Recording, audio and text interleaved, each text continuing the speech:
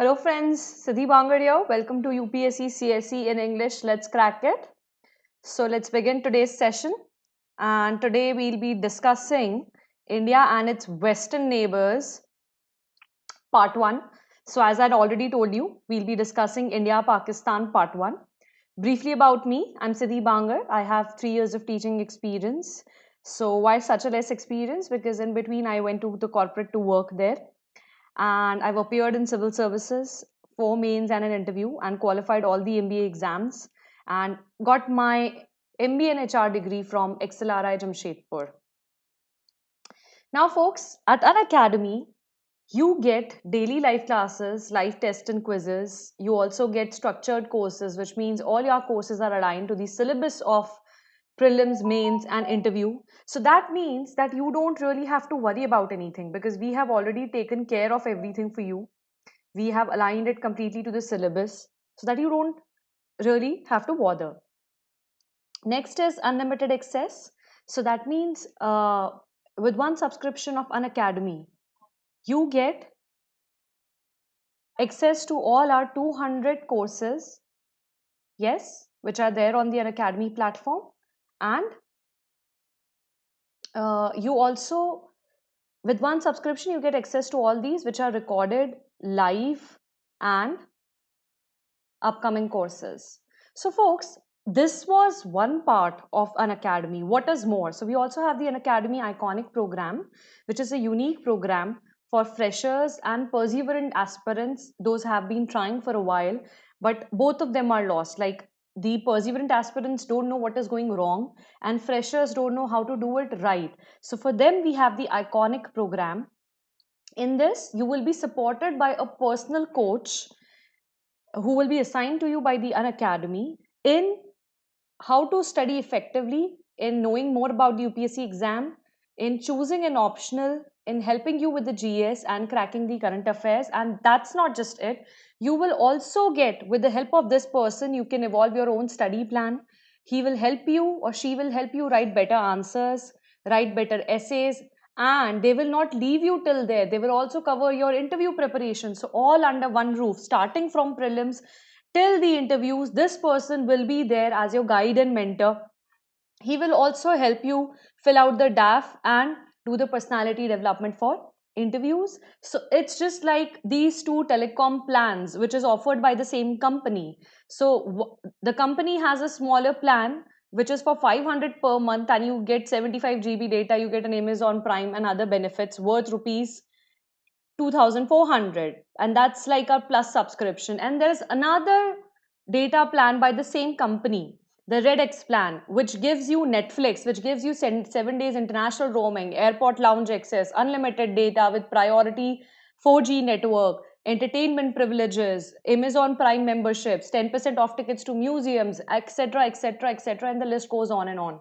That is our Iconic program for you, and it is up to you what to choose, what benefits to you. I will not say anything here. For our Plus membership, the subscription cost reduces to under 40,000 if you use my code SBUS. And for a 2-year membership, our subscription cost reduces to less than 58,000. And if you use my code SBUS. For the Iconic, the 2-year subscription cost is 89,000 if you use my code SBUS. And for a 1-year Iconic subscription, the cost is less than 58,000, again if you use my code SBUS. Now, any serious aspirant of UPSC will know that the preparation for UPSC does not happen in a month. It takes almost 1 to 1.5 years of serious preparation. So you can choose wisely. Yes, so choose wisely, choose an academy and choose Iconic when you are already watching this video. So you have taken one step right in that direction. Under the Iconic, you get personal coach, daily mains Q&A practice, study planner, and a personalized feedback. So apart from the benefits of the Plus, you get all these things additional. These are the fee structure. So hope to see you more on the Iconic platform. So choose wisely, choose an academy and choose Iconic. With that, folks, I'll start today's lecture. So before we start, I would like to first discuss the remaining part of India-Bangladesh relations. So I will just do a quick recap. Under the India-Bangladesh relationships, we first discussed briefly about Bangladesh's polity, geography, history. Then we discussed the history of Bangladesh in detail from the ancient times till the present. Then we discussed India-Bangladesh historic relations. And finally, in the last session, we discussed areas of cooperation between India and Bangladesh. Today, I will be discussing the areas of concern between India and Bangladesh first of all, and then we'll discuss the India-Pakistan relationship. So this first part will take us just half an hour to discuss because there are very small areas of concern between India and Bangladesh, and then we'll move on to India and Pakistan. All right. So the areas of concern, the primary areas of concern with Bangladesh are human rights issue, the Rohingya issue, water dispute that we have with Bangladesh, which is regarding the Ganges River, and closeness to China. Now, this issue, the closeness to China, is a common issue with all our neighbors. So, we'll also deal with it here. Now, and you can see here Sheikh Hasina. She tries to balance between India and China to the benefit of Bangladesh. So, whenever India and China fight, it's only a third country that benefits. So, let's proceed. The first one is regarding border management and illegal migration. That is what causes the human rights issue. So not only Bangladesh has been suffering from an unstable polity for a while, which has led to a lot of deaths, domestic deaths or internal security deaths within Bangladesh, and the country has been secluded for human right violations. The country also accuses India of killing the Bangladeshi nationals at the Indo-Bangladeshi border. So there was illegal infiltration from the Bangladeshi border in the past also, and it has been going on in the present also. So this has been a major cause of tussle between India and Bangladesh, because Bangladesh says that please do not kill our nationals, they are here for peaceful purposes only, and India says we can't trust, because a lot of drug trafficking and human trafficking, in fact cattle trafficking is very common from the India Bangladesh border. A lot of cattle is actually taken to and from Bangladesh from the porous borders of India and Bangladesh, and it is reported that till 2011 almost 1000 people have been killed by the Indian security forces at the Indo-Bangladesh border. Now the problem here is that being a Muslim country, it actually gives a harbor to a lot of Pakistani terrorists, and we don't know, it is very difficult to discriminate at the border regions who is who, and that leads to a lot of killing. So Bangladesh, after this issue was raised internationally, we are becoming more cautious. We are trying not to shoot at sight the illegal Bangladeshi immigrants, but still that problem remains. The second problem is that of the Rohingyas. I've already discussed that issue when we discussed Indo-Bangladesh part 1. So they are kind of the most persecuted minority in the entire world. They have been kicked out of every place. They actually belong to the Rakhine state, which is a very resource rich state. But the Rohingyas have been actually kicked out. Why? Because the Buddhists, who are the actual people of Burma, so they do not like Rohingyas much. They say that they are cornering our jobs. They are actually illegal immigrants. They say that Rohingyas are actually immigrants from Bangladesh. They are not native Myanmarese immigrants or Myanmarese natives. And for that reason, they just want to throw them out. Now, Bangladesh also refuses to take them up, and so does India. So now Rohingya has also become issue or area of dispute between India and Bangladesh. India says that you will have to take all these illegal immigrants. And right after the CAA or the Citizenship Amendment Act came into practice, this dispute actually flared up, because the Rohingya issue was taken on an international stage, and India being a responsible nation, though we haven't signed the UN Convention on Refugee Status, but we did start taking them in. We nurtured them, but we are trying to send them back to either Bangladesh or Myanmar, whoever is ready to take them back. But still the problem is there. So this is the two issues. The second area of dispute is the water dispute. Now, India and Bangladesh share almost 54 trans-boundary rivers. That's a huge number, huge. In fact, I'll tell you something very interesting. If you happen to be in Shillong someday, or if you ever go to Northeast, go to Shillong, there is that cleanest village thing there, and they have some machans built on the Indo-Bangladesh border. From there, you can actually look at Bangladesh, and what you will see that the entire area, Bangladesh is extremely a plain area. So Shillong is a hilly area and Bangladesh is extremely plain. So within 8 kilometers, there is a huge change in the geography. So that extremely plain area of Bangladesh is crisscrossed by numerous rivers. You can see that from the border itself. And clouds will always be hung up on the Bangladeshi land. So it's a beautiful sight to behold, and that's why we can say that India and Bangladesh share 54 common rivers. So there is already a joint rivers commission which is working there, and they have been working since June 1972 to actually help both the countries to maximize benefits from common river systems. Now the problem with Bangladesh is it's a lower riparian body. What does a lower riparian body means? That Ganga actually has its origin in India and then it flows to Bangladesh, finally meeting the sea. So India has a power over Ganges that we can actually control the water that flows into Bangladesh. So Bangladesh has been trying to rope in India to actually sign a treaty. So for a long time, India tried to evade signing a treaty, and Bangladesh also couldn't convince India because there was a lot of political instability going in Bangladesh itself. But finally, in 1996, Sheikh Hasina managed to get India signed with H.D. Devegowda. It was H.D. Devegowda's government in 1996, and right after him came I.K. Gujral to sign the Ganges Water Treaty. And from then, we have been sharing the river of the Ganges. However, the dispute is over the Farakka barrage, which is on the river Hooghly. So again, by building this barrage, we were trying to actually generate hydroelectricity or use that water for irrigation, but that actually reduces the water supply to Bangladesh. And in normal times, the river has a lot of water, but during the dry periods, even when Bangladesh wants to grow jute or water intensive crops, it faces a severe water shortage. So it is actually trying to convince India time and again that please, you release that water on time so that during the non-monsoon seasons, we are not subject to the vagaries of monsoon, or we are not our agriculture is not left in the doldrums. With that, there is again a Tista water dispute. In fact, it's a very funny dispute because we were trying to finalize the Tista river distribution during the time of the Manmohan Singh government in 2011. However, Mamata Banerjee, and it was a coalition government, the UPA government was a coalition government, and Mamata Banerjee had a very strong hand. So without West Bengal's acquisition through the treaty, this could not be carried through. Why? Because Tista actually flows through West Bengal. In fact, if you happen to visit Darjeeling and Sikkim, then you will have to go through the Chicken Neck corridor or the Siliguri corridor that connects West Bengal to Sikkim. And when you actually go there, there is a turn that comes between that boundary where India has a boundary with Bhutan, and there is a boundary of India, Bhutan, and in West Bengal. So at that point, you have Tista meeting Rangit. Rangit is a lighter green colored river and Tista is a dark colored river. That point is very beautiful. And Tista is a major source of irrigation both in Bangladesh and in West Bengal. So we are trying to actually resolve that dispute, so that because Bangladesh is a friend of India.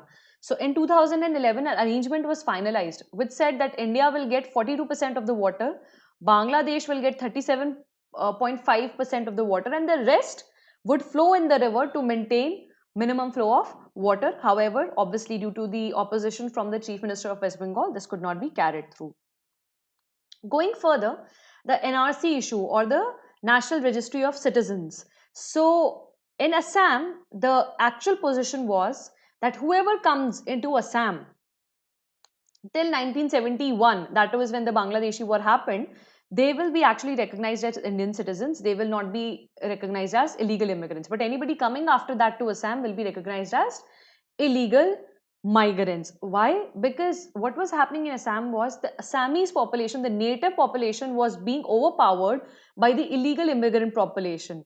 So there was a harm, or that could cause a harm to the local Assamese culture, which the Assamese people did not want. And with regard to the CAA now coming in, where we are giving citizenship to the prosecuted Hindus and other regional people or the religious people, this has become a major issue of contention between Assam, the rest of the India, and Bangladesh. We are trying to still solve this issue. However, given the corona times, this has not been solved. Guys, any problems up till now? Anything? Because I've moved really fast.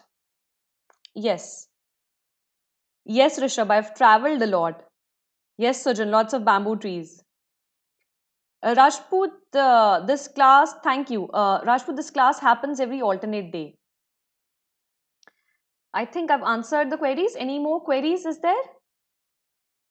Yes, for Rishabh, for you, I'll just tell I've traveled almost the entire length and breadth of the country while I was working and while I was preparing for civils. Okay? All right, great. Great, guys. Let's focus. So, uh, I'll promise you, see, this part is a little bit boring because we are just ending it. But I wanted to continue it because it's important for us to know the areas of disputes. However, stay assured that India-Pakistan is going to be super entertaining. Not as much as India-Pakistan T20 or World Cup, but definitely entertaining. I will make sure that happens. Yes? Yes, Rajput boy. Ahana, you'll have to take the notes from the videos because I will be sharing the PDFs once only I complete the Asia edition. And yes, Rohingya Muslim is actually not related to Bangladesh.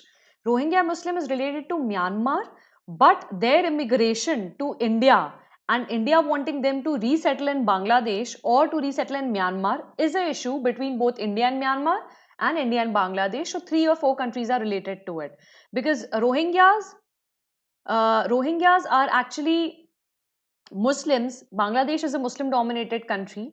Yes. And there are a lot of other Muslim dominated countries, Indonesia and others. So they are trying to actually re-establish them or restore their nationhood. So that is there. I'm good, Ravi Shankar. Okay, guys? Okay. Next comes what is the another area of dispute? Now, Bangladesh has a very pivotal geographical location in the Indian Ocean. I'll show you how. Actually, come here. Let's come here. There you go.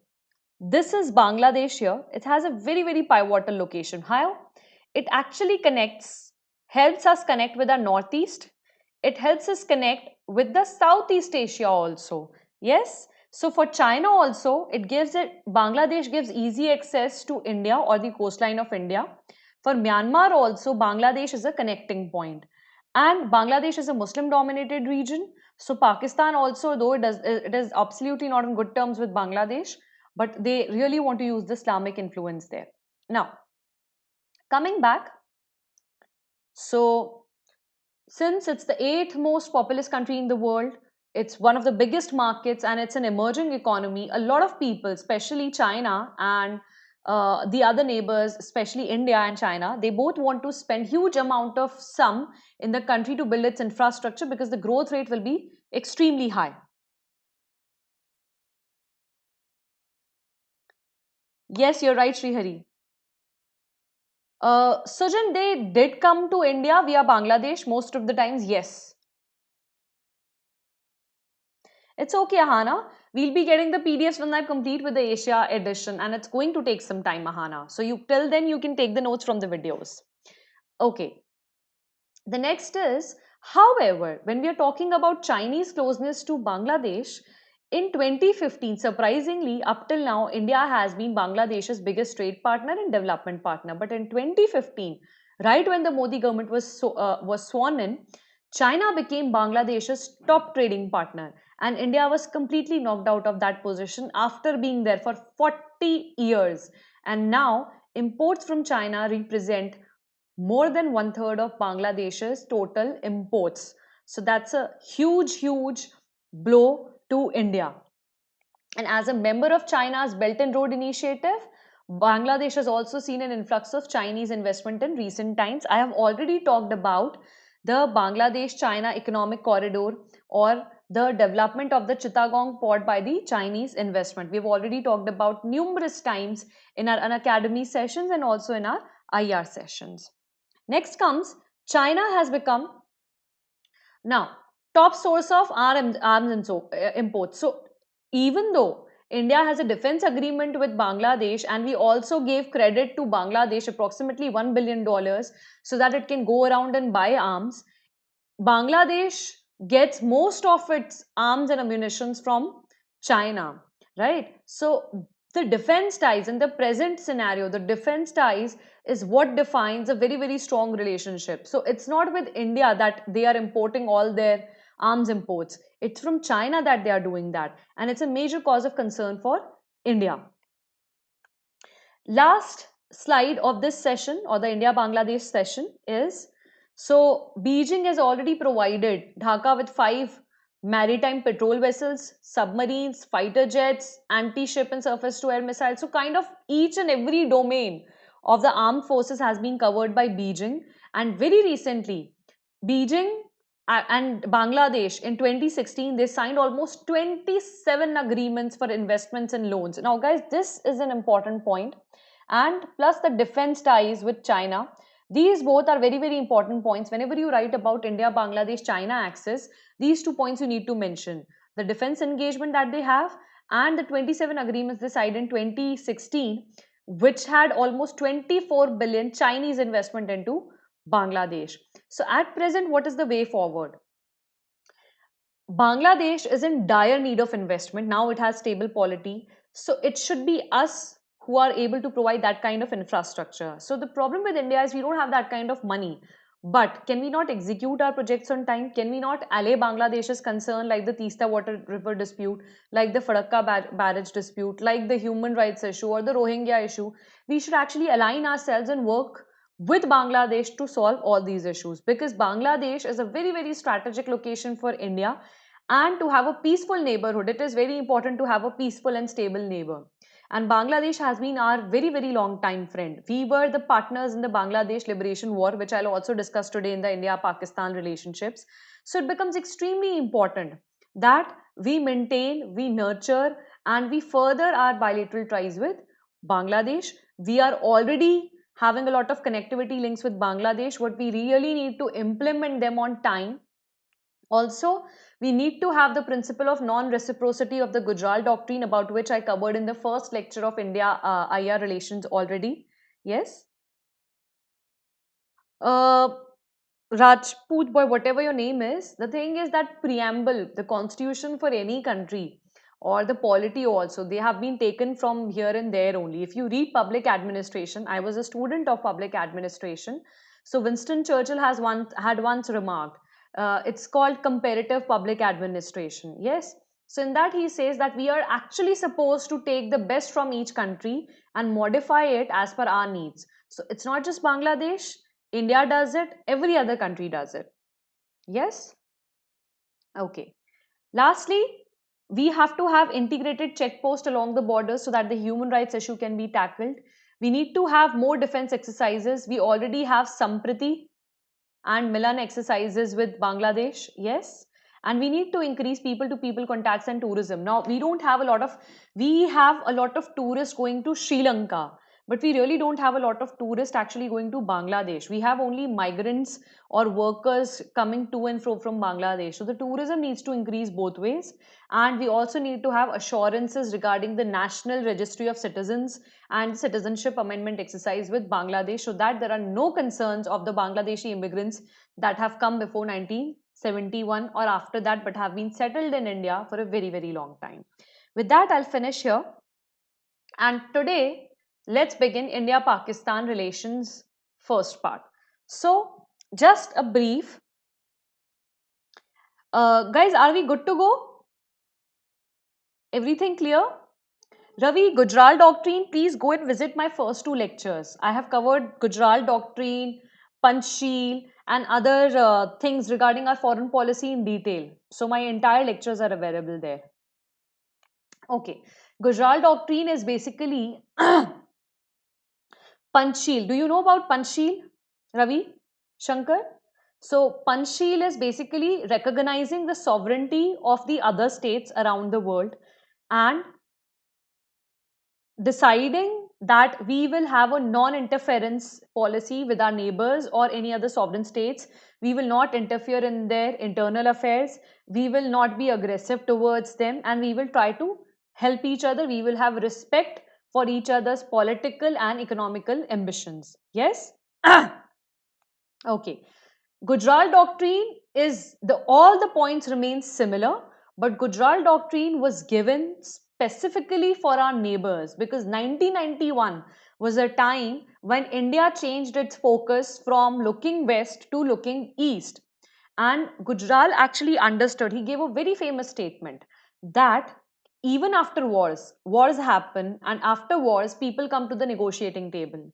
So why not come to the negotiating table even before? Why not avoid the wars completely and come to the negotiating table directly? Because it saves a lot of life at both ends. And that's when he gave the famous Gujarat Doctrine in 1996 with respect to all of India's neighbor, and hence the non-reciprocity principle. We recognize that we actually kind of dominate the subcontinent, both in terms of polity, economics, society, everything. So we are not supposed to take from our neighbors. We are supposed to give them as much as possible so that a stable and peaceful neighborhood is there, so that India can take forward its growth ambitions with everyone. And that's why our Prime Minister in 2015-14 launched the Sagar Mission, or the Security and Growth for All. Yes? Yes, Krishna. Perfect? Okay. Chal. Let's move on. Okay, India, you already know. If you don't know, go and visit my earlier lectures. I'm not spending much time here.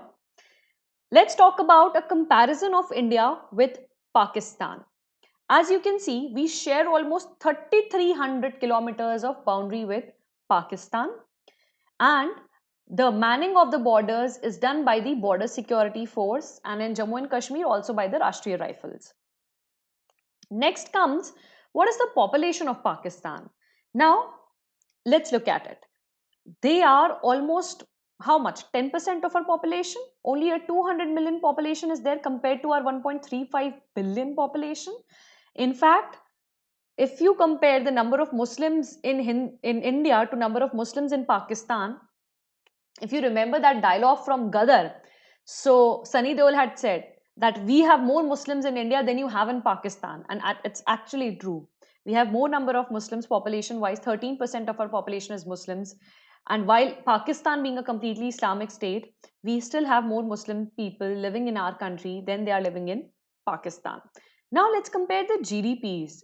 It is interesting to note that our GDP is approximately greater than 10 times the GDP of Pakistan, and hence the famous remark that came in. So Imran Khan had recently remarked, I have mentioned in some of my sessions also, he had remarked that this time during the corona period time, the government was actually not able to give the direct benefit transfers in a very proper way. So he said that if you have a problem giving money to your people, we have a very nicely running direct benefit transfer program. So if you want, we can give money to your people. So our Indian spokesperson replied, he said, you know what, that our GDP, sorry, our Atmanirbhar Abhiyan program, which had a 20 lakh crore budget, yes, is your entire GDP. So I think you should rethink what you're offering to India. And that was actually funny. I thought it was very funny, and it was a very quick repartee. Yes? Yes. It's in 2011, Rajput. Can you please change your name because it's very funny. No, Rangesh. It was the Indian spokesperson only. Obviously, World Bank will never say. See, I'll tell you something. These international bodies, they will never give statements like this. So it was just a repartee that was happening between the spokesperson in India and Pakistan.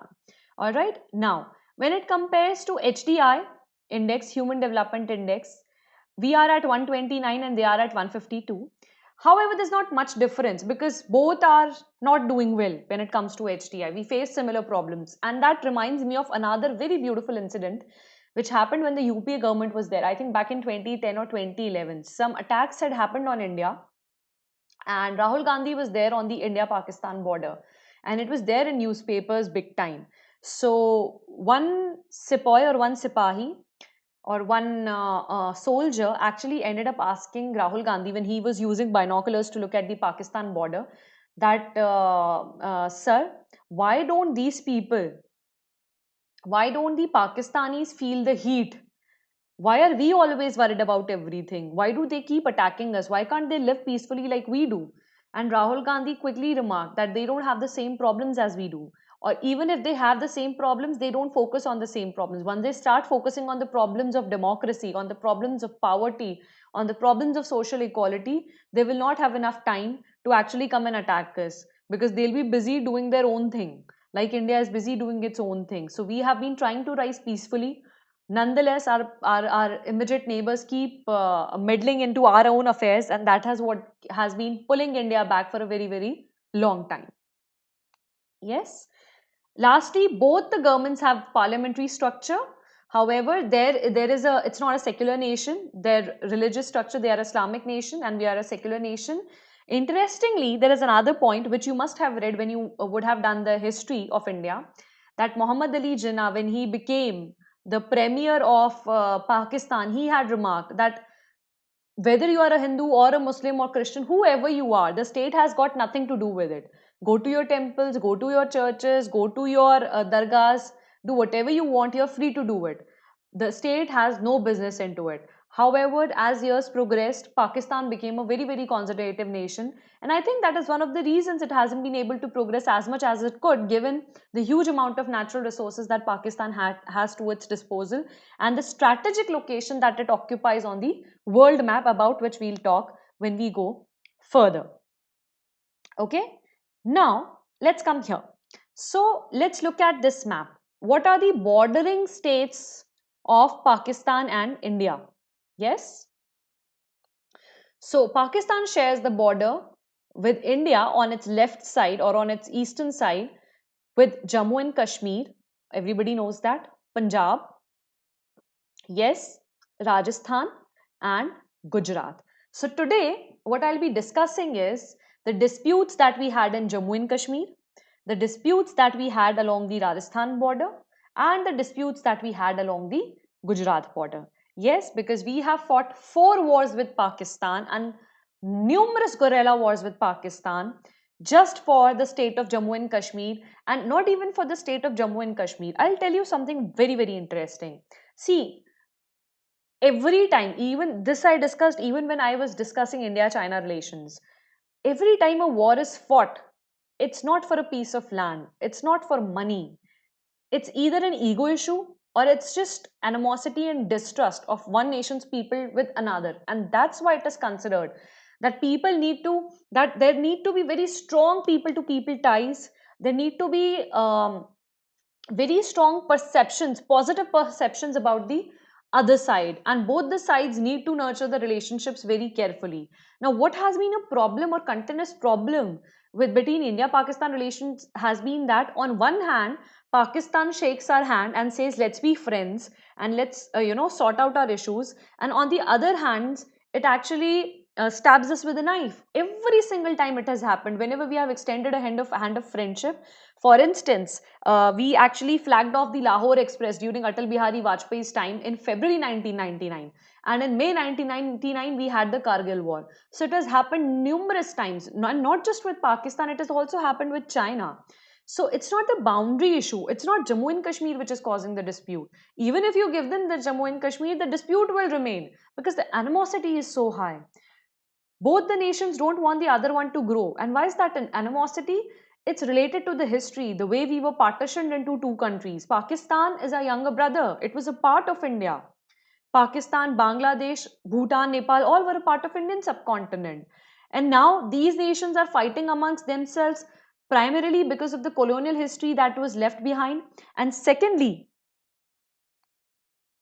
Rajput, I'll be talking about that. Yes, Jammu and, yes, Krishna. It's sharing borders with 3. So one is Afghanistan, China, and Pakistan. 3 countries. So the problem here is that whenever these countries, the animosity has to reduce, and if we are not able to forget the wounds of partition, why partition happened in the first place, and if we are, instead of competing for the same set of resources in Asia, if we try to collaborate, maybe the Indian subcontinent could really come together. Yes. And not just we share the land boundary with Pakistan, but we also share the maritime boundary with Pakistan along the Gujarat border. Please remember this point in mind, because that we share the maritime boundary with Gujarat and the India-Pakistan, along the Gujarat border we share the maritime boundary. Please remember this point, because it was during Pradhan Mantri Modi's swearing-in ceremony that Pakistan had released almost 150 fishermen. So fishermen actually a lot of times they crawl into the Pakistani international waters and Pakistan actually holds them hostage. So, as a goodwill gesture to Prime Minister Modi, 150 fishermen were released by Pakistan in 2015. Krishna, I'm not able to understand your questions. Okay, let's look at where Pakistan exactly is. So, this is where Pakistan is. And Pakistan shares a border with India. Everybody knows that. It shares its borders with Afghanistan. It shares its border with China. It shares its border with Iran. Yes? Now, let's come here. So, it shares its borders with 4 countries, India, Afghanistan, Iran and China. It also shares maritime border with Oman and India. And the 4 states with which it shares its borders is Rajasthan, Punjab, Gujarat and J&K. Now, let's know more about Pakistan. This is the national emblem of Pakistan.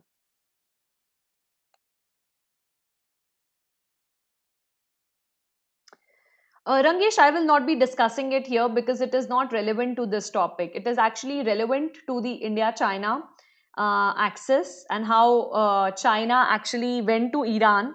They signed a line of credit to develop the Chabar port and the railway that India was planning to develop with Iran. And that came off just right after when India asked China to back off. So it's kind of a covert action by China to take our place with Iran so that they can close our access to the Central Asia. The reason why we collaborated with Iran was to have more access to Central Asia. So briefly, that is that. Krishna, actually Sri Lanka was not a part of India, but mythologically and geographically it is a part of the Indian subcontinent. So yes, not a part of India, but we have had our, if you go to ancient India, we have had rulers who have ruled over Sri Lanka. Yes, for that you actually need to go and look at my India-Sri Lanka relations video, so you will understand it better. Okay, now coming here to Pakistan, it's an emerging and growth leading economies. In fact, it is a part of Next 11. What is Next 11? So Next 11 is a group of 11 economies that were identified after the BRICS economies, which have a huge potential to grow. So just like India, Pakistan was also part of Next 11 and so is Bangladesh a part of Next 11. Pakistan, as of now, is a semi-industrialized state. Not much industrialization has taken place here. And all the growth centers usually are around the Indus River. Does it ring a bell? What else is around the Indus River? Very nicely, you can simply say the Indus Valley Civilization. So the site of Mohenjo-daro is actually on the banks of the Indus River. Now, Rajput boy, whoever you are, please stop disturbing me in the class, right? This class is about India-Pakistan relationships. So please maintain the decorum of the class. Do not ask questions which are not relevant to the class. If you have any questions relevant to the class, I'll be more than happy to explain. But other than that, please do not distract the rest of the class. Yes? Okay. Pakistan, just like India, because it was a part of India then, it was a British colony of India. It is a declared nuclear power like India. In fact, Nawaz Sharif was the president, was the prime minister when India conducted its first nuclear test in 1974 during the time of Indira Gandhi. It was called Smiling Buddha. And they also said that we are also nuclear capable. And finally, when India conducted the test in 1998 at Pokhran, Pakistan also declared it to be a nuclear power state. And both the nations were heavily condemned by the US and the other European allies. But somehow Pakistan had more severe economic objections or sanctions on it than India. Because till then, India was a very growing, very rich economy. So at least the European nations did not want to spoil their relationships with India. And we actually successfully came through that. In fact, you will be surprised to know that in 1998, we had economic sanctions against us for having nuclear power. And by 2005, we actually ended up signing the NSG waiver with George W. Bush. So we came a long way in a very, very short span of time. And right now, very recently, when we removed Article 370 from Jammu and Kashmir Nobody in the world, except for Pakistan and a little bit of China, nobody in the world raised a finger against us. And even when we asked China to back off from the Pangong Tso area or the Galwan Valley area, everybody in the world supported us. So that is the stature, that is the kind of stature India has gained in the international realm. Third thing, Pakistan, just like many of the South Asian countries that are our neighbors, be it Bhutan, not exactly Bhutan, but be it Nepal, be it Bangladesh, yes, or be it Myanmar, all our eastern neighbors except for Bhutan, they have all suffered a very, very unstable polity. Myanmar had a civil war running for almost 21 years. Sri Lanka had a civil war running for approximately 26 years. Bangladesh, almost 10 to 15 years were lost in a very unstable polity. One president came, then one prime minister came, and then they kept changing. So a lot of military rule and junta rule was there. And a similar thing happened in Pakistan. In fact, till 1971, since Pakistan and Bangladesh were one, they were East and West Pakistan, the polity has flown in similarly.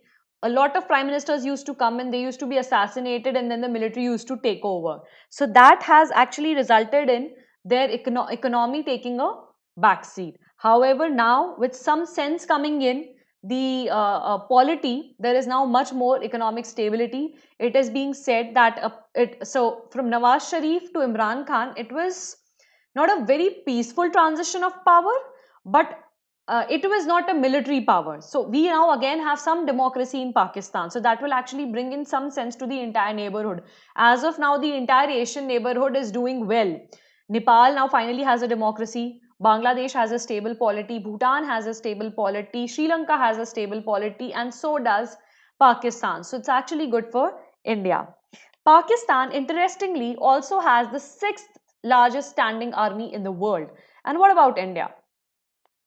India has the largest armed force in the world, and Pakistan has the 6th largest armed force in the world, and India has the 3rd largest military expenditure in the world, and both are nuclear powers. In fact, when in 1999 the Indo-Kargil war was being fought, that time the problem was that people around the world were very scared that this might actually lead to an escalated nuclear war, and all the nations around the world asked both India and Pakistan to control their emotions and head back. Also, interestingly, it has lost all the 4 wars it has fought with India, starting from 1947-48, then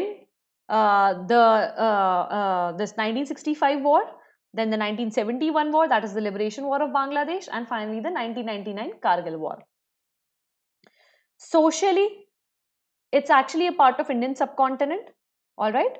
And so the culture, the food that we actually share with Pakistan, the rituals, they are almost similar. In fact, today itself, I was watching a video on how is life in Karachi. And if you actually go and see those videos, you'll realize that their markets are just same as our city markets. They sell the same spices, they sell the same fruits, and we have almost similar culture in the way we live, in the way we see our destiny. So we've always had a shared destiny. The state religion is Islam, and Hindus are the largest minority. 2% of their population is of Hindus, whereas 96% people are Muslim by religion. It's the 5th most populous country in the world. So Bangladesh is 8th most populous and Pakistan is 5th most populous country in the world, and it has a shared cultural heritage with India. It belongs to Southeast Asia. So Pakistan, Bangladesh, Nepal, Bhutan, Sri Lanka, all of these countries including India belong to Southeast Asia. From Myanmar onwards, then starts South Asia. So China, Myanmar and the nations further east, they belong to South Asia, Southeast Asia. Sorry, South Asia. Pakistan has been a founder of the international organizations called Organization of Islamic Conference and the South Asian Association for Regional Cooperation, which was formed in 1985. Let's move on. Yes, Krishna. Pakistan's, unstable polity anywhere in the world, be it India. So if you consider India, from 1990s, early 1990s till the 2000s, till we had the NDA government coming in 1998, we were also not having a very high growth rate. In fact, 1991 was the time when we had the balance of payment crisis. Yes. So because of that, wherever there is political instability, the growth rate or the economy will go down. So it's very, very important that you have a huge emphasis on right governance and good governance. Yes, good evening, Rajat. Which dam are you talking about? Rangesh, I won't be discussing anything of that sort today. So there'll be India, Pakistan too. So hold your horses, folks. Right now, focus on what I'm teaching you. And I think you're attending my lecture for the first time. So Rangesh, all my lectures are usually divided in part 1 and part 2. In part 1, I usually discuss the entire history of relations, and in part 2, we discuss the present relations. So everything will be covered. Guys, I want you to focus on right now. If you have, and Rangesh and all the other people, I just want to make it clear, please don't tell me what I have to teach. I'm aware of what I'm supposed to teach you. Yes? For now, please be in the class. Okay. What is the importance of Pakistan to us and to the rest of the world? Actually, it is better to understand it from the spectrum of the rest of the world. The rest of the world, for the rest of the world, the geographic location of Pakistan is extremely important. Why? Why do you think US gives so much importance to Pakistan? Because it always acted as a buffer state to the Soviet Union. In fact, it was Pakistan which harbored the terrorists against Soviet Union in the first place with the aid of US, which actually ended up becoming Taliban. And that's when Hillary Clinton's very famous statement came in 2009 and 2010, when she said that if you have snakes in your backyard, they come back to bite you. That was the height of Taliban militancy going on there. And that's when America decided to intervene in Afghanistan, and everything changed back, and Yousafzai Malala came into prominence. The second thing is, why does it actually feel that the geographic location is very important? So when British were leaving India, they had realized one thing, that Indians will usually be towards siding with the Soviet Union. And Britain is a capitalist country, and most of the world was capitalist, except for Soviet Union and China, they were communist. And India had a leaning towards communist Russia. So the political philosophy or the way they wanted to run the economy was not same. So they thought, if we really have Pakistan as an ally, it will always stand up against India. Because Pakistan was very, and if we keep giving Pakistan some sort of aid, Pakistan will keep disturbing India, and India will not be able to completely lean on the side of communist countries, and it will come to the Western nations for help. So Pakistan essentially for most of the world is a vassal state. What do you mean by vassal state? It means that you give it some aid and then you use it to your advantage when it comes to defending your territory or for defense purposes. Yes, it is true, Krishna. It is true. All right? Okay. Now, the second thing is, in Pakistan is a gateway to both Central Asia for India and to Southeast Asian nations from Pakistan. So for the Western world, it's a gateway to Southeast Asian nations, and for India and the other nations, it's a gateway to the Central Asia. In fact, since we are not on good terms with Pakistan, we were trying to use Iran. We are trying to get better with Afghanistan so that we can have access to the Central Asian countries, which have a huge growth potential and a huge market for our goods. So if we are able to get access to those Central Asian countries, or if we are able to build the Tapi pipeline, Turkmenistan, India and Pakistan pipeline, it will be very helpful for us. Or the IPI, the India-Pakistan pipeline is there. So if you are actually able to build all such kind of pipelines, it will be very helpful. The third thing is the war on terror. So people want a Islamist nation to be on their side to help them with the war on terror. So for a very long time, US sided with Pakistan. Why? Because it could help US to find out the terrorist camps which are located in Pakistan or in Afghanistan. And in fact, Pakistan allowed US to use Pakistan as its territory, or use Pakistani's territory to actually attack on Afghanistan and get done away with Talibani occupation.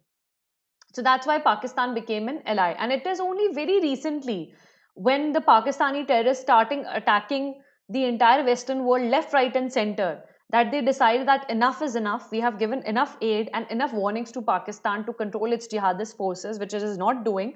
So we will restrain any aid that goes to Pakistan. This happened during the time of Barack Obama, that is prior to 2012. And most importantly, yes, Krishna, there's no world court. There is an international court of justice which comes under the UN or the United Nations. In fact, very recently, Gambia took a case of Myanmar there against the Rohingya Muslims. So yes, international court of justice is there. You can go and Google it more. And the most important thing, why importance of Pakistan to us is, see, it is a country which is harboring terrorism. So it is the only country which can actually control terrorism. So if we have good relationships with Pakistan, maybe just a very long shot here that will be able to control terrorism and a lot of loss of lives that happen due to terrorism because they completely scar the human psyche. Guys, this is the map of Pakistan.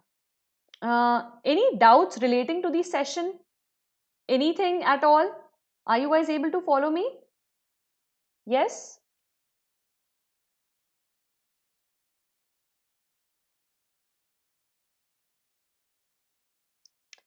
Okay, so I'll proceed. Folks, this is the political map of Pakistan. Yes? No, India is not. Raj, whatever your name is. So, if you look at the position of Pakistan here, can you see it here? Wait.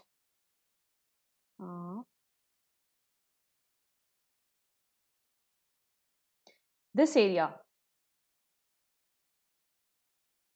here. So, Pakistan is here. Yes, Pakistan is here. If anybody, and Central Asian countries are here, this is the entire Central Asia. So for anybody, and this entire region is South Asia, Southeast Asia. This is Southeast Asia. So anybody coming from here or the western side, for them, Pakistan is the entry point to South Asia. It is not India. It is Pakistan due to its very, very geography. Yes? Okay. Okay. Let's proceed. This is the political map of Pakistan and it's divided into 5 provinces. Balochistan, which is usually a very unstable region for Pakistan. Khyber Pakhtunkhwa, from where Imran Khan is. Imran Khan belongs to this province actually. Islamabad, the capital, and there it is Abbottabad, very close to Islamabad. That's why you can see that connection. Bin Laden was captured at Abbottabad. Well, actually, Krishna, we tried doing that. So back in 1947-48, I'll be talking about it. We took that issue to UN. But see, if we internationalize this issue, the only problem is that both the countries have committed a lot of human rights crimes, both at the time of partitions and even after that. So if we internationalize this issue in the court, it might go against India. Because we said that we'll conduct a plebiscite and always having a third or fourth partner to come inside and in a dispute as sensitive as India-Pakistan, then we have to be very sure that if the International Court of Justice decides that Kashmir be given to Pakistan, then we'll have to give Kashmir to Pakistan. So we can't take that risk, and that's why we're not internationalizing the issue by taking it to the court, but we are internationalizing the issue in various international fora where we go and tell that what kind of terrorism Pakistan is conducting on Indian soil, and we ask for help, we ask for sympathy, and we ask for empathy, and then we formulate agreements with the other countries who help us in our fight against terrorism. Yes? Punjab is a very, very important province. So it's the half part. It's the western Punjab that has gone to Pakistan. Do you guys remember Multan? Sehwag is called the Sultan of Multan. Do you remember the 300 that he shot at Multan between the India-Pakistan match? Then you have the Sindh province. It is also kind of a disturbed province, but a very, very rich province. And you have Karachi here, one of the largest industrial towns of Pakistan. And here is the famous Gwadar port, which is developed by China. And here used to be the Chabar port of Iran. So the religious groups that we have here, 96% Muslims and 2% Hindus. The other ethnic groups that comprise Pakistan are Punjabis, Pashtuns, Sindhis, and the remaining. So Pashtuns are actually an area of concern because it actually relates to, it's something that I'm going to cover in my next lecture, which is the Pakistan, Afghanistan and India axis. So Pashtuns are predominantly the Pathan type and they are a majority in Afghanistan. However, they are a minority in Pakistan and they want to actually occupy a lot of political stature in Pakistan, which is a major irritant between Afghanistan and Pakistan. So I'll be talking about that because India keeps making use of Afghanistan to irritate Pakistan so that we can score diplomatic points there. Okay, let's come briefly about Pakistan's history. So yes, Pakistan has been a cradle of the Indus Valley civilization, both the very famous sites, Harappa and Mohenjo-daro. There was also a movie about Mohenjo-daro. Both these very famous sites of the Indus Valley civilization are in present-day Pakistan. They are here, if you can see. Harappa is in the Punjab province and Mohenjo-daro is here. Mohenjo-daro, as I told you, is near the Indus River.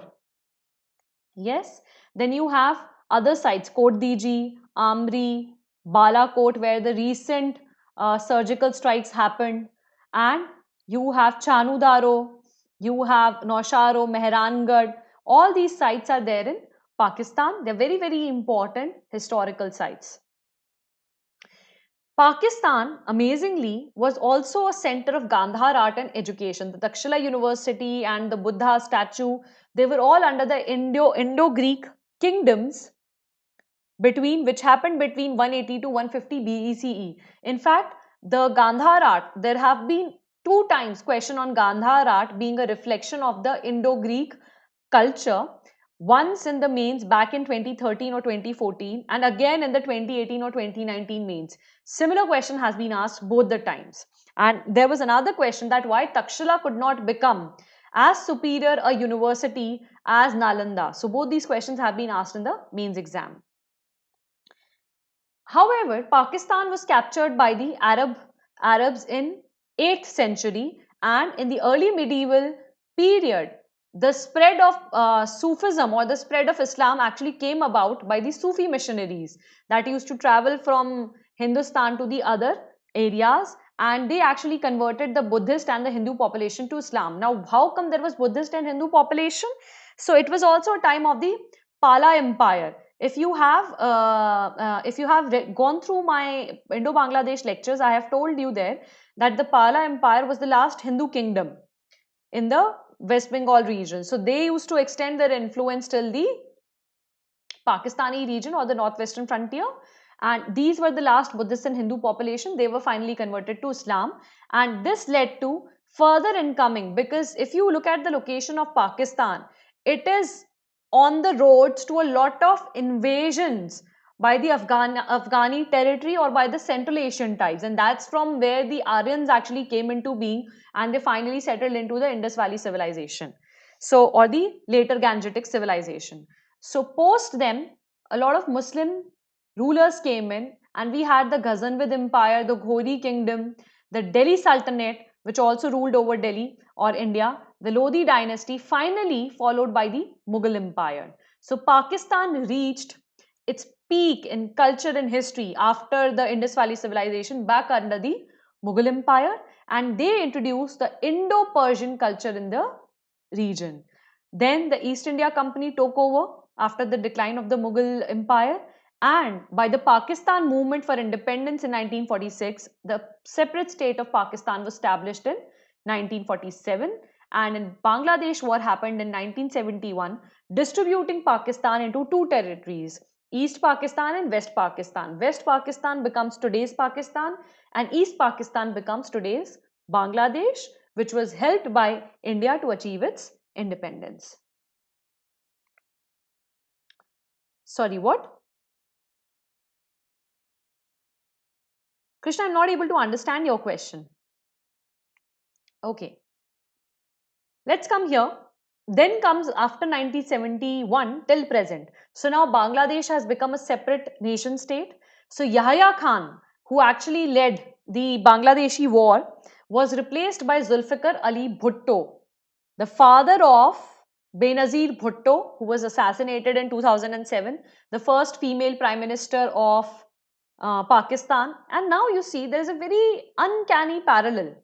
Benazir Bhutto was the first female prime minister of Pakistan. So was Indira Gandhi, and both were assassinated. Indira Gandhi was assassinated back in 1984, and surprisingly, Benazir Bhutto had come to visit India after Rajiv Gandhi's assassination. There's a very old photo of them, Priyanka Gandhi, Rahul Gandhi and Benazir Bhutto standing together after Rajiv Gandhi's assassination.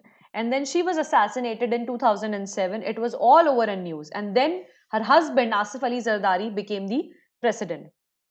So during Zulfikar Ali Bhutto, Pakistan progressed as a nation and democratic rule was resumed. However, he was there only for one term between 1972 to 1977. And it was also during his term that the first nuclear power plant was set up in 1974. However, again in 1997, there was a military coup and Zia-ul-Haq became the president. Just like after Nawaz Sharif lost the Kargil war, Parvez Musharraf took up the reins and became the president in 1999. So a similar thing happened here. In 1997, Zia-ul-Haq became the president. During his time, he led a lot of economic reforms. So between 1977 to 1988, Pakistan became one of the fastest growing economies in Asia. Then, however, the US and the other Western allies, they started taking no, I'm not providing any PDF as of now, Ayappa. Yes, you're very right, Krishna. You're extremely right. As Christians were converted in India, people were also converted to Islam. So I'll tell you this. Apart from Hinduism, we have recently started doing conversions in Hinduism because Hinduism is actually a way of life. It's not a religion per se. All the other religions, be it Buddhism, be it Islam, be it Sikhism, be it Christianity, they have all converted the other people into their religion. And that's why most of these religions have a very, very bloody history, except for Buddhism. Yes? Okay. Then, but during the same time, when the dictator was there, US and its allies started taking a lot of interest in Pakistan because Russia was having its own expansionist policies in Afghanistan. Afghanistan is very, very resource rich, and Afghanistan is in very close proximity to Russia or Soviet Russia. So Soviet Russia already has a Central Asian nation. So if you see the map here,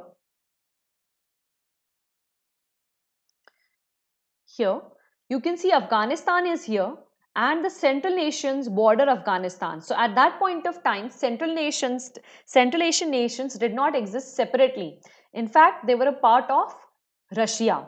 So when Russia wanted to expand further, it became a serious case for all the US and its allies, and they decided to take Pakistan's help. So they went to Pakistan and told him that we'll give you a lot of money, we'll give you aid. You actually harbor terrorists and use them to fight against the Russian forces. These terrorists finally became the jihadis or the Taliban as we know them for today. And in fact, they not only disrupted a lot of people in India, around the world, but also they disrupted the polity in Pakistan. Finally, over the next decades, leaders from both the Pakistan People's Party and Pakistan Muslim League Nationalists, that means the Nawaz Sharif party and the Benazir Bhutto's party, they alternatively sought for power. And however, while they were fighting for power, they completely forgot to look at the economy, and the economy of Pakistan fell sharply. And finally, we had the Kargil War in 1999. Then Benazir Bhutto was assassinated in 2007. And after that, Asif Ali Zardari, because they were riding on a sympathy wave, just like what happened after Indira Gandhi was assassinated, Rajiv Gandhi got 414 seats in the Lok Sabha, the highest the Congress has ever had a victory in the parliament. So similar thing happened with the PPP. It secured the most votes in the elections of 2008, and Asif Ali Zardari became the president. However, the court decided to order corruption cases against him. So despite him having the presidential immunity, it was given a go-ahead that the corruption cases in Switzerland should be rerun against him, and then he dismissed the entire Supreme Court, which was again reinstated due to the public pressure, and finally Nawaz Sharif again became the Prime Minister. However, again Nawaz Sharif's election was thought to be rigged, so again there was a protest by the Imran Khan's Pakistan party, Tehreek-e-Insaf party, or the PTI, and finally Imran Khan in 2018 became the Prime Minister of Pakistan. So at present, he is the 22nd Prime Minister of Pakistan after winning the National Assembly election of Pakistan. Now, folks, this guy is actually Zulfikar Ali Bhutto, the father of Benazir Bhutto. This man here, Asif Ali Zardari, is the husband of Benazir Bhutto. He is Parvez Musharraf, everybody knows him. He was the dictator who took off to Pakistan after 1999 Kargil war. He is Nawaz Sharif and he is Imran Khan. Most of you must be knowing him after watching cricket. Yes. Now, let's come. I'll be discussing here the 4 more important wars that happened between India and Pakistan. So, the first one was in 1947, or the Junagadh issue. So, let's focus here. Now, guys, there is no writing. There are only maps. And this is going to be really exciting because we will discuss bit by bit what happened in these skirmishes that India and Pakistan had with each other. Okay, so let's come to Junagadh first. It happened in 1947-48. So when British left, there were almost 552 riyasats, 552 to 562 riyasats. That means small independent princely states. Junagadh was one of them. Now, Junagadh, the problem was Junagadh was that it was ruled by a Muslim ruler. So it was Nawab Mahadat Khan. Yes. It was ruled by Mahabat Khan.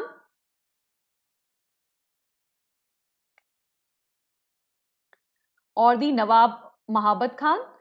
And it was a 80% Hindu princely state. So as per India, Junagadh should have come to India. Junagadh should have acceded to India. But Nawab of Junagadh, he said that no, I want to go to Pakistan. So India said that majority of the population is of Hindus, and if you look at the geography of Junagadh, which is here, Junagadh is kind of an Indian enclave. It's completely in Indian territory. You do not even share a boundary with Pakistan. How should Junagadh go to Pakistan? It will become very difficult to administer it. So Junagadh should stay with India. That was India's contention. However, unfortunately, the Nawab was very stubborn and he was under a lot of pressure for Pakistan. So, on 9 September, he acceded to Pakistan and Junagadh became a territory of Pakistan. So, India still gave another warning to Pakistan and said that let go of Junagadh, you can't have it. But Pakistan did not agree. So, what did we do? Now, since Junagadh is surrounded on 3 sides by India, we did a similar thing that we did with Nepal. We blocked the fuel and the ration supplies to Junagadh that were coming from all over the places. With that, the entire province was starved, and when they were starved, the Nawab felt that now the people will beat me up for what I did with them. So he fled to Pakistan.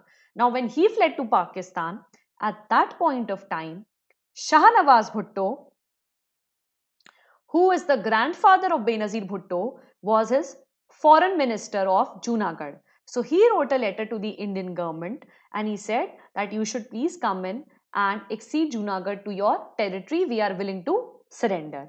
Then India went there, Indian forces went there, and they acceded Junagadh into Indian territory on November 9, 1947, and hence Junagadh became a part of India. Now, Pakistan's contention was also that there is a lot of water between here, so we'll have ferries or we'll have boats running from here to here and people will keep their linkages. We don't mind having an Indian enclave. But India or Sardar Patel, who was our then Home Minister, had better things in mind. He applied his brain and we didn't fall into this kind of trap. And right now we are living peacefully, at least on the Gujarat border. Okay. Guys, any doubts so far on this? Is this clear? Is this very clear? Sujan, Krishna, are you still here, folks? Srihari, Rajat, Rangesh? Guys, don't be afraid of me. I don't want to shout and scream on anyone. It's just that I want you to focus on the lecture that is happening right now. Don't be bothered about what happens in future. As your teacher, it's my duty to cover everything. All right? Okay. Let's come to the next issue.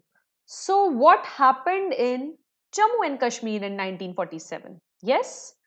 So, we'll see that briefly. Now, Jammu Kashmir was again a very curious case. Just like Junagadh had 80% Hindu population and a Muslim ruler. The case was completely reversed in Jammu and Kashmir. Jammu and Kashmir had a majority of Muslim population ruled by a Hindu ruler, Raja Hari Singh. Now, Raja Hari Singh was a very funny fellow. He said, I don't want to go with Pakistan, it's boring. I don't want to go with India also, it's boring. Do one thing. Recognize Jammu and Kashmir as a separate princely state and let us just be, let me just rule from my own princely state. So both the nations were in shock. What are you doing? You have to come to one of the parties. Now, so it said no, it was still indecisive. While it was indecisive, Pakistan thought that it's a good time to actually go and, attack Jammu and Kashmir. So Pakistan, in its Operation Gulmarg, so Pakistan named it Operation Gulmarg, and it did not send its army. It sent the Pashtun people. Do you guys remember when I discussed about the Pashtun people? They are the largest ethnic tribes in Pakistan, and Pashtuns, they are Pathans of Afghanistan. And in fact, who's a famous Pashtun in India? It's Shah Rukh Khan. He belongs to the Afghani Pashtun tribe, and that's why the looks come from. So all these Pathans, they are warrior tribes and they're very good at fighting and they're very savage, extremely warrior-like. Yes? Now these people, they came into India and they came to Baramulla, this region, Baramulla. It's just 50 kilometers away from Srinagar. So they came here, and then since they are very savage and they didn't have anything better to do, they started raping women and looting the entire Baramulla region. Till that time, India did nothing because obviously Jammu Kashmir didn't try to come to us. So what did we do? That point of time, Hari Singh realized that these guys are killing people left, right and center. And again, just like the Nawab of Junagadh, he said, people will beat me up if I don't take any action. So he immediately said that India, please come and help me, please come and help me, please come and help me. That point of time, Lord Mountbatten was our Governor General. So he said, look, I don't trust these Pakistani people. They say something, do something. And I don't even trust this princely state ruler, Hari Singh. He's so indecisive, he just keeps playing around. So you ask him to sign the accession treaty first and then you go and help them. So that time Nehru asked him to sign first the accession treaty. He decided to accede to India in 1949. And then India sent its troops. Now, interestingly, India airlifted its troops because the Pashtuns were already there. Funny thing, Pashtuns, they are being a warrior tribe, but they are not modern warriors. For 2 entire days, they were resting at Baramulla only. They never thought of attacking Srinagar. In the meanwhile, the Indian armies reached Vale of Kashmir. It's an air base. Vale of Kashmir. So the Indian armies were airlifted there, and they went to Vale of Kashmir or Valley of Kashmir. They first secured Srinagar and then they threw out the Pashtuns from there. So Pashtuns were already hated in Jammu and Kashmir. Why? Because they raped and looted people. So they lost because of their greed, because then people stopped supporting them to go to Pakistan. So that point of time, Indian army took over and it threw them out. With that, we were able to throw them out and win this war of 1947-48. But there was a problem. Since during this entire time, a lot of time had passed. Yes, Krishna, you're right. A lot of time had passed. So do you see this line of control now? This line of control? Here to here? Yes?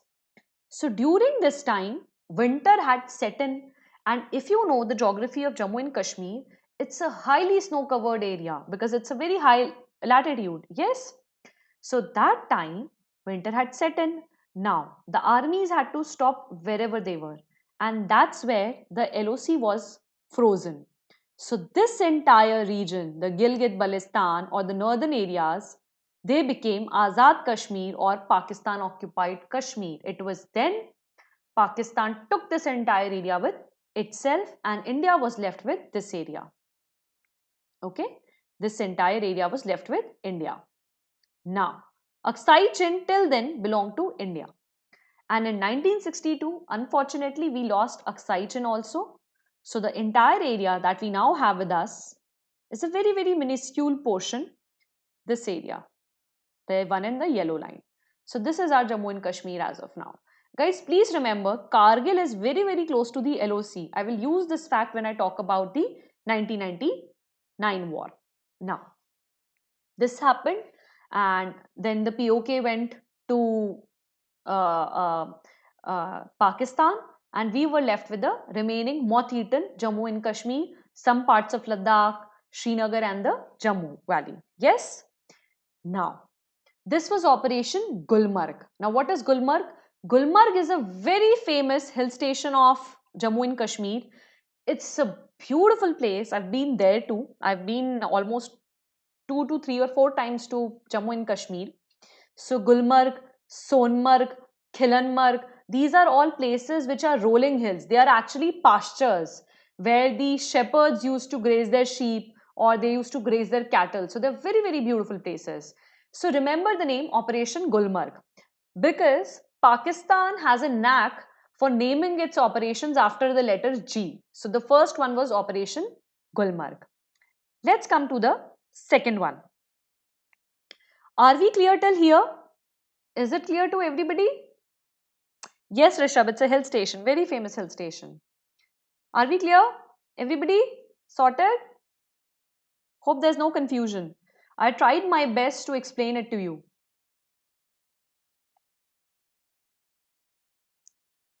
Everybody fine? Okay, chalo. Since there are no doubts, I think everybody is fine. Great. Now, let's come to 1965 war. Chalo. 1947, Pakistan lost. It said now it's been 20 years, we have nothing better to do. So let's go and fight a war with India. And this time, we won't tell India that we want to fight a war. We will do it in a guerrilla warfare way. And then India will be so shocked. And then we'll take Srinagar away from India. We will just snatch it. Now, it doesn't understand that Srinagar is not a biscuit that you can snatch away. It's a whole lot of territory. Any which ways. What Pakistan did, it started having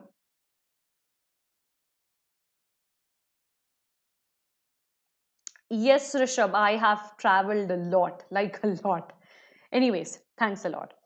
Okay, so there comes Pakistan. So what it did, what China did right now, what did China do? It started having skirmishes or fights with India in the Pangong Tso area or the lake area. However, it killed our people in the Galwan Valley area. So China had designs on the Galwan Valley area, but it was showing to India as a measure to obscure or to hide its intention that it wanted to occupy the Pangong Tso area. So Pakistan during the 1965 war did a similar thing. And why did Pakistan fight a war in 1965? Yes, Rishabh, it's not only Operation Grand Slam, but it was also Operation Gibraltar. So it started with Operation Gibraltar also. Yes? So why did Pakistan do it in 1965? So in 1962, we had recently lost a war to China. And China managed to take away large portion of our territory. So Pakistan thought this is a good time. Indian economy is not doing well. Indian army's morale is at an all-time low. And this is the best time to strike. Because if we do it very closely, then this time India is very weak and we'll end up winning the Srinagar territory. Fine. They started doing it. So they did not raise a direct war in the Srinagar territory. What they did, they started engaging with the Indian army on the Kutch area or in the Gujarat area. So they started fighting with the Indian army for no reason in the Gujarat area. That issue escalated and it went to Srinagar. So in September, they actually went to Srinagar, and it was called Operation Gibraltar. Why was it called Operation Gibraltar? Because back in the 18th century, the Islamists, they tried to capture Gibraltar, which is a port in Spain. Yes, they tried to capture Gibraltar using the port in Spain. They tried to enter from the water areas and then they occupied the entire Spain. That was back in 8th century. So the history comes from there. So they named this as Operation Gibraltar because right now they were entering from the Gujarat territory. They were fighting at the Gujarat territory, but their designs were in the Jammu and Kashmir. So that's why they named it Operation Gibraltar. This was the first operation. And as Rishabh mentions, there is not just Operation Grand Slam, there are other operations that also came in being there. Yes? Yes, Krishna, you're right. So this was in fact the war which was the second largest use of tanks after the World War II. Yes, so World War II has recently ended in 1945, and immediately after 20 years we were having another war that was using arms and ammunitions in a similar manner as they were used in World War II. Now, let's look at this map. So what happened? In September, they started, so what these people do, and in fact Pakistan has been doing since 1965, they did not send their armies directly. They started setting illegal infiltrants or jihadis. They just come inside without the permission and they start creating nuisance. So these people, they said, we'll have insurgents coming in and they will create a lot of disturbance and then the Indian government will be startled and then we can give a full-blown attack. So when these people came in, the Indian government immediately recognized because they were fresh from the war in 1962. Now what Pakistan forgot here, that see, you hadn't fought a war since 1947 and Indian army had just fought a war with China, and it was just because we were not infrastructurally well equipped that we lost the war. But we are not a bad army. So you are attacking us when we have already practiced for a war and we are already ready for a war. So they decided to attack us full blown in September. During the entire war, a lot of lives were lost. A lot of people were involved. Thousands of soldiers, either side, lost their lives. So nothing good came out of that. And that's where the Gujarat Doctrine becomes very, very important. Do you recognize it now, Ravi Shankar? Yes, mercenaries, Rishabh. Very good. That point of time, all the red areas marked here near Srinagar, the Kargil area, the Amritsar area, Lahore Amritsar area, near the Pathankot and the Gadra city. So this map is for Jammu and Kashmir, the areas occupied by India in Jammu and Kashmir, and this map is for areas occupied by India in Rajasthan. So Munna Bhau is where the train from Pakistan comes, the goods train, goods and passenger trains. The Battle of Longewala was shown in the movie Border. You guys remember? And Tanot Mata Mandir. This mandir was also shown in the Border movie, where all those army men actually go and they pray. So Tanot Mata Mandir is very, very famous mandir in Rajasthan. Okay.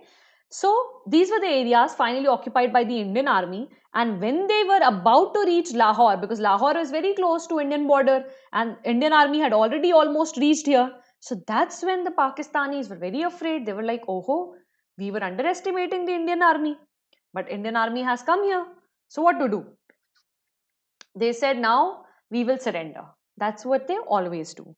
So in September 2020, 1962, 1965, they decided to surrender. Yes. And we signed the Tashkent Agreement. So Tashkent Agreement was signed between who? It was signed between Lal Bahadur Shastri. Yes. So it was signed by Lal Bahadur Shastri and his Pakistani counterpart, and surprisingly, after just signing the Tashkent Agreement, our beloved Prime Minister died, who gave us the slogan of Jai Jawan, Jai Kisan. Now, there's a movie being made up on him, the Tashkent Files. Please go and watch it. It's a good movie. It will give you more insight into how the entire war happened and what actually conspired so that we we were not able to get our beloved Prime Minister back. Now, so folks, as of now, we have had 3 agreements with Pakistan. One in the Junagadh, second in the when the Junagadh extension, the second is the Kashmiri extension, and the third is the Tashkent agreement.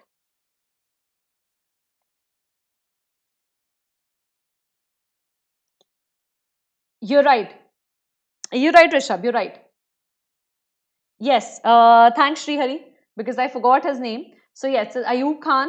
You're right, Srihari. It's Ayub Khan and Lal Bahadur Shastri. Guys, my bad. It's Ayub Khan and Lal Bahadur Shastri. There's so many names that it just get mixed up in my head. So apologies from my side for that. Hope you'll make that corrections. No, actually, I'll tell you, Krishna, USA and the United Nations were the ones who forced India to sign an agreement with Pakistan. And then we again signed an agreement with Pakistan in 1972 post the Bangladesh Liberation War of 1971, which was also called the Simla Agreement. And as per the Simla Agreement, both the parties had agreed not to change the LOC unilaterally. They have to consult each other if they want to resolve the border dispute. Nobody has to do any incursions on the LOC. A similar agreement that we signed with China 5 times in 1990s and then last in 2005.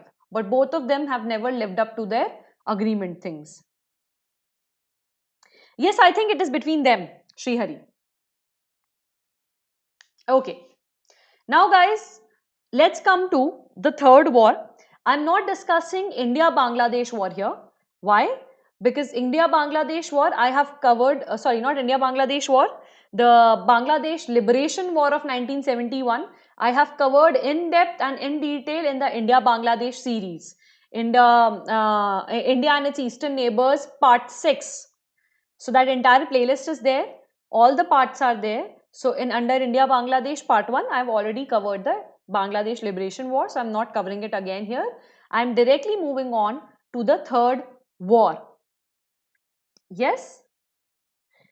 Srihari, there might be, because all these movies actually they leave you with further mysteries to solve, because they just wanted to bring this issue to the center stage, and a lot of documents still remain classified. So we really cannot say with surety what exactly happened, right? Do you remember the case of that cricket coach who was found dead in his room? I'm forgetting his name, and a lot of cricketers were actually accused that they might have poisoned him. So it's a similar kind of mystery. We still don't know. And I think we'll never know. It's just like Netaji Subhash Chandra Bose's death. Because all those papers have been declared classified by the Congress government and nobody wants to take that out as of now. So maybe later, but as of now, we don't know. Yes? Okay. Guys, let's come to the third war and the final slide for today. And then we'll close the session for today. Okay? So what happened in Kargil? Now listen, Aram se. Aram se means relax and listen what exactly happened. Now Pakistan said, it's been 3 wars, we are so tired. And but India right now is at a very vulnerable position because 1998 they have a lot of economic sanctions already because they recently conducted the nuclear test and definitely Pakistan wasn't liking it. So India doesn't have the international support, first thing. Second thing, 1999 February, Atal Bihari Vajpayee was then in power. He was the Prime Minister. Yes, Park coach, Bob Woolmer. Very right, Rishabh. That's a very, very old conspiracy. Okay. So this point of time, Pakistan said, and Pakistan and India, so it was Parvez Musharraf and, sorry, it was not Parvez Musharraf, it was Atal Bihari Vajpayee who flagged off the Lahore Express, a bus that takes you to Lahore, and it was a friendly gesture from the side of our beloved Prime Minister Atal Bihari Vajpayee, a lot of respect for him. He did that in February. And what happens in 1999? The Kargil War. And it was not even 2, 3 or 5, 6 months. February, we flag off that bus, and May 1999, starting from May 6, early May 6, we started hearing rumors that Pakistani infantrymen are there in the border. or have crossed the border and have come to Indian territories. Now look at them. They knew there were sanctions on us. Nobody's liking us. So it's the right time to strike India, and this time we'll take the Kashmir issue. This time we'll force India to negotiate with us. What did they do? So, why did they actually attack Kargil? As I told you, look at the location of Kargil here. Kargil is very close to the LOC. Yes. And Kargil lies on the Srinagar to Ladakh highway. This entire boundary, can you see that I've drawn in red? Or I'll once again draw it in yellow so that everybody can see it. This entire boundary, this entire line is actually NH1D. I have traveled through this. I have seen Kargil and I have seen Dras. In fact, I visited that Vijay Memorial which is there. And at that point of time, fortunately for us, the entire family of Manoj Pandey was there, because I think we were there in May only. And it was the day when they celebrated Operation Vijay. So Manoj Pandey's entire family was there, and they were singing the national anthem, and they were also singing the famous song by Lata Mangeshkar, "Ae Mere Watan Ke Logo, Zara Aankh Mein Bhar lo Pani." So we had the pleasure, we had the proud moment of meeting Manoj Pandey's family, our very decorated soldier of the Kargil war. So his entire family was there. We met his family. His entire family was in tears as they remembered their son, as they remembered him. And it was a very overwhelming moment for me. I was very young then. It was around, I think, 2009-10 when we had visited that place. And the Tiger Hill now, it is called the Batra Point now, because Vikram Batra, he took a bullet right in his head during that time. Yes, you're right, Rishabh. I agree to you. So it's okay, Amit. It's okay. Glad to have you here. So we were there at so that memorial is actually at, I think it's nearby Dras. It's not exactly, I think it's at Kargil only. And that place is dry. It's a dry desert. It's completely dry and extremely cold. Extremely cold. And for vast swaths of the territory, for vast areas of the territory, there's not to be a single soul seen. It's very difficult to even find a chai shop there. So any which ways, we went there, and NH1D is actually a very important supply line for the army. Why? So can you guys see in the previous picture here? There is the Siachen Glacier here. So this NH1D is actually links the supply lines for the army to the Siachen Glacier. This is a very small highway. So if you actually occupy Kargil, you are able to occupy this entire highway NH1D. Yes, Rishabh, you're right. Okay. Now, so they decided that what we'll do is, we will control this strategic highway, we'll disrupt the services here so that army is not able to go to Siachen. And Siachen is a very rough place to be. So I have been to Nathula also. And from Nathula onwards, there is a road that goes further up to the Siachen Glacier. So even at Nathula, you cannot breathe. It's 14,000 feet above the sea level, and it's the highest motorable road in the world, and you just cannot breathe. They can't even make a Maggie there because there's no oxygen. The pressure is so low. So imagine our soldiers not being able to get their supplies. What happens? Everybody will die. So if we can actually control this line, we can then force India to give us Kashmir. So what these people did, army didn't even know. Now people say, why didn't the army know? They don't have enough intelligence? So I'll tell you. During the winter months, what happens is, both India and Pakistan, they withdraw from the LOC because it becomes a very harsh climate, and they stop manning these ports. They remain, these posts along the borders or along the LOC in the Kashmir region, they become unmanned or they become unguarded. So the army did not suspect anything, but the Pakistani soldiers, they, instead of going back to their post further inside their territory, they crossed the LOC and came inside our territory. Now, this being a very high and very hilly region, because the Jaskar range actually passes through this region. So Kargil is on a hilltop. It's surrounded by hills. So if you actually occupy hills, and if somebody is traveling on the highway, then directly from the hills you can point a gun towards them and you can kill the entire army that is crossing the highway and trying to reach up the hill. So these people, instead of going back, they dressed themselves up as shepherds or as local people and they came inside India. However, they were not infiltrants, they were proper Pakistani soldiers. Now, initially, India thought they were infiltrants. So, why did Pakistan say that they were infiltrants and not soldiers? Because if it says that it has sent soldiers, then internationally it will be an aggression or any other nation's territory and India can declare a war.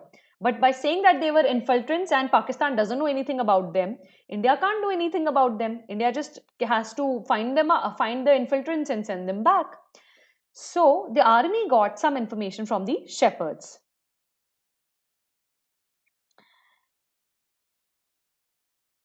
You are very right, Rishabh. Okay. What did we do? So they got the information, the army men got the information by the shepherds that they have seen some infiltrants, but they look like Pakistani soldiers only. So, okay, India said, okay, let's check what is happening. So, army also noticed that there were 9-10 infiltrators east of Batalik. East of Kargil is Batalik. Batalik is further higher in the mountains than Kargil. So, they observed some people there. Now, again on May 7th and 8th, these Pakistani artillery, they started distracting the Indians. They started firing. So Indians got distracted and they thought, okay, Pakistan is just firing normal, so we'll go and fire also. Then on May 8th, they actually clashed with the troops or the infiltrators. Something which happened in China also. We thought that China had withdrawn its troops from the Galwan Valley, but it didn't. And when the small Indian small Indian company of only 20 people went there to check them at the Galwan Valley, all of them lost their lives. So a similar thing happened here. It was this time Captain Saurabh Kalia was sent to look at what was happening. कि भाई क्या हो रहा है जाके check करो. Go and check what is happening at this region. He went with 5 people and what returned was just the mutilated bodies of our soldiers. In fact, the Saurabh Kalia case has been very famous because it is against war rules to mutilate the bodies of the soldiers. But what we received were completely damaged body of our 5 soldiers. So then India came to its senses. India said, oh my God, this is a serious issue. We need to fight this war. And India declared a full-fledged war. But the problem didn't end here. The problem is there were approximately 400 to 500 Pakistani trained soldiers inside our LOC. Almost there were 20 kilometers inside the Indian territory. They had crossed the line of control and they had come inside. Now, when they had come inside, India decided, but India had a problem. India did not have helicopters then. The Mi-17 could maximum go up to 20,000 feet. The Mi-35 could maximum go up to 10,000 feet.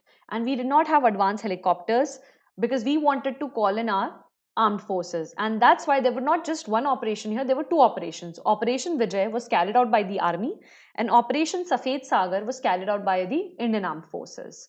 So when that happened, the Indian Armed Forces, they modified their Mirage 2000 and the MiG-29s. So the MiG-29 or the MiG-21 was recently retired from the army. It is also called Bahadur because the name returned in the Kargil war. So they used these helicopters to reach up the heights, cover for our army, and then our army went bunker by bunker, destroying the entire bunker of the Pakistani army, and finally evicting even the last of the infiltrants from the Kargil area and the remaining area, and got it free, and finally we won the Kargil war. With that, I will end today's session. These are our heroes of the Kargil wars: the Grenadier Yogendra Yadav, Sanjay Kumar, Captain Vikram Batra, and Captain Manoj Pandey. So yes, you're right, Rishabh, it's against the Geneva Convention. So folks, I will end today here, and in the next session on India and Pakistan, we will continue from here. I will talk about the various diplomatic maneuvers that have happened between India and Pakistan. And then we'll come to issues of cooperation between India and Pakistan and issues of concern between India and Pakistan. So primarily, the issues of concern between India and Pakistan are, of course, terrorism, border disputes, water disputes regarding the Indus Water Treaty, India-Pakistan-China axis, and India's influence in Afghanistan, and lastly, Pakistan's covert war in India and the way forward. That should we have more surgical strikes? Is it the way to go, or is there a better way to engage Pakistan?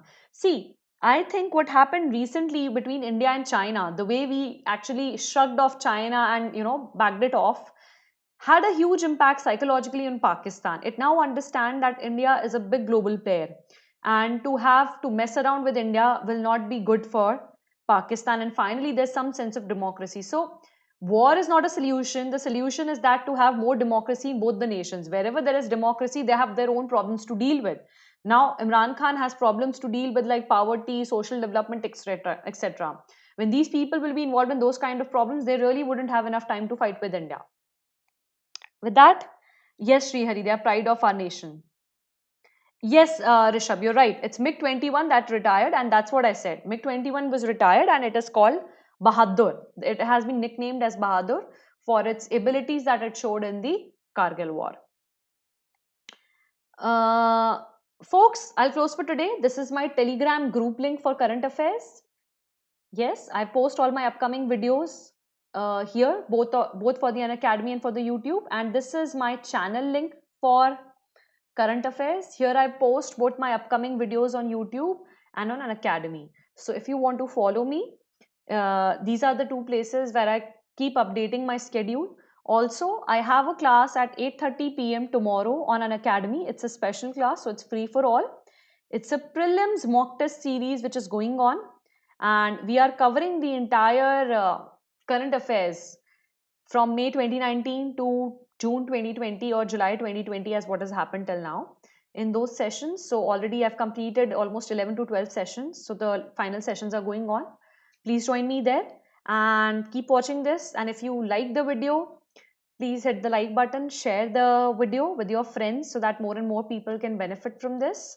And use my code SBUS to get 10% discount on our iconic subscriptions, which I feel will be absolutely helpful to everybody who wants to do UPSC CSE or wants to crack UPSC in their first attempt, or if they've already given a lot of attempts and they still have nowhere to go or are confused about what to do next. I think it's the best program that you can go for. For any other thing, I have never given my personal recommendation, but having come from a background where I've already given 4 mains and interviews, I think if there was something at my point of time when I was preparing, if there was something like this, I would have definitely taken it up, because to have somebody who can mentor you through the entire UPSC journey and can lift your motivation is a boon, and it's coming at a very, very reasonably priced subscription. So if you are really interested in cracking UPSC, this should be your go-to point. With that, I'll close for today. Thank you and have a good day. You're welcome, Khushi. I am grateful that this session was very helpful to everybody. Thank you so much.